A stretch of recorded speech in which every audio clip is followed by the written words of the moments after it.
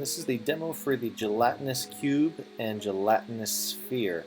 Now the Gelatinous Cube is, from what I understand, a very classic D&D character, and the Sphere is something that I just added because I figured if you have a cube, why not have a sphere? It's just like the Borg. And so these guys come together as a package. I'm going to stop the rotation and maybe just adjust it just a little bit because I want you to see a couple things here. One, I want you to easily see the animation. Two, I want you to pay attention to the distortion that's happening here. And now we're going to go quickly through this. So we have different lighting setups. Front lights, this is point lights, what it would look like maybe in an inside environment. Colored lights and the spotlight from above. So I think let's just use the point lights for now. This is just one of the looks. Now, I'm going to go, here's the different textures. This is a different texture. These ones are all included in the package. You can use them in your game right away if you want. But if you stick around for the end of this video, I'm going to show you how you can make pretty much a whole bunch of different looks from it. These are emissive. The red here and the blue here is emissive. It's hard to tell right here, but they're emissive. You can remove this distortion. You can make these opaque, and so stick around at the end of this. I'm going to show you how to do that in the editor. So these are the texture sets that it comes with just as a default. But let's go look at the animations real quick. So we'll do the locomotion at the end because they actually have slightly different speeds. So this is the idle brake. Sort of hop around and jiggle. Attack. They land straight forward. Attack 2, where they do a little jump. Cast, where they spit out some sort of projectile.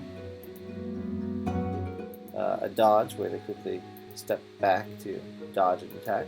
Happens when they got hit. And then their death. Their death is a sort of like slow fade down to jelly status. The lighting matters here. The normal single light works better, so this will have to be you'll have to work the lighting with your own scene. So the transparency can get tricky with multiple lights. So there they are as dead. So let's look at the locomotion. There's two versions. There's a slide and a walk. So the walk forward is more of a jump. The slide, so there's the walk, and there's the slide. It's less big, I suppose. The slide. The slide kind of looks better, I think, on the sphere, and the walk kind of looks better on the cube. But you can take your pick. It's got the different ones for the back, and you can also, of course, mix between the two as well. So you can do whatever works for your game. Alright, so this is the texture creation scene. It has our standard copy of this to that controller, so you can change the cube and then click one button to have it copy to the sphere, and the mass exporter, where you can export the materials into standard shader materials with a single button, and it will name it for you and remove the maps you don't want, and it will actually link maps from previous exports if they're sharing, like the AO for my demo exports were being shared, so I just kept that clip to save on disk space there. So let's start with the sphere and see what we can do, because there is a lot, and if you're used to my stuff, you know there's a lot, but this kind of takes it to the next level. So in our procedural materials section of the Gelatinous Cube and Sphere, you want to bring up this material here, and one thing is the metal value is actually, looks like it's actually backwards. It's supposed to be up here as metal value. This is supposed to be the default. Looks like you got backwards, but I'll fix that before you get it. But so this will be 0 to make it not metal, and 1 is metal. You can adjust the rendering mode up here if it's just going to be opaque. If it's going to be opaque, you'll want to remove this distortion normal here. And you just do that by making this 1, and then you won't have that edge distortion that you did before. But we're going to keep that on for now, and I will actually show you what that distortion does right now. So this distortion normal is a procedural material, a substance file. It only produces a normal map. And it's used with the FX glass stained bump distort shader. This is part of just the Unity's shaders. But what I do with it is allow you to change the map itself.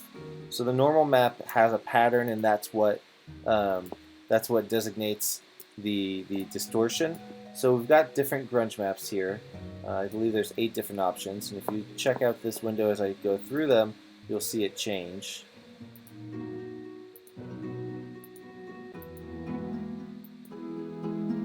And then there's other options here, one for the blur. So if I don't blur, you can see the raw distortion, and you can actually notice like this one from one of the sample images and stuff. So you can see how it distorts right there.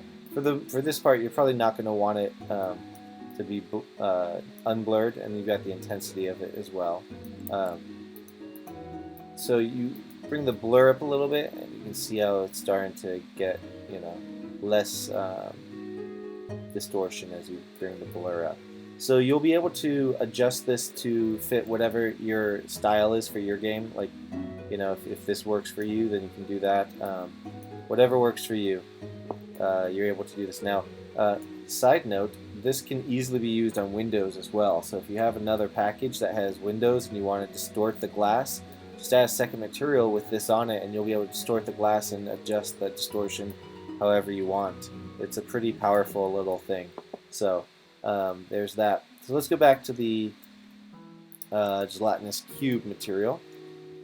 You'll notice up here we have the Albedo opacity. The edge mask is a mask that goes for the cube around the corners. For the sphere, it's this darker part right in the middle, and that's there to help hide the seams between in the mask. It's not seamless, so we need that to hide the seams, basically. So you can adjust that as you see fit. There's options for that in all of these sections. So color blend will blend between these two colors. If you look at the map down here, you can see the map right there, and so you can get a better idea, blue and red. And you can of course just change these colors as you'd like with that flicker. You can control the opacity for each color independent of the other. Looks like these got backwards too, but so you get the idea. You can make it so it's only somewhat transparent on the sides or whatnot. Okay, so and then the opacity blend as well. Let's see, what does that do?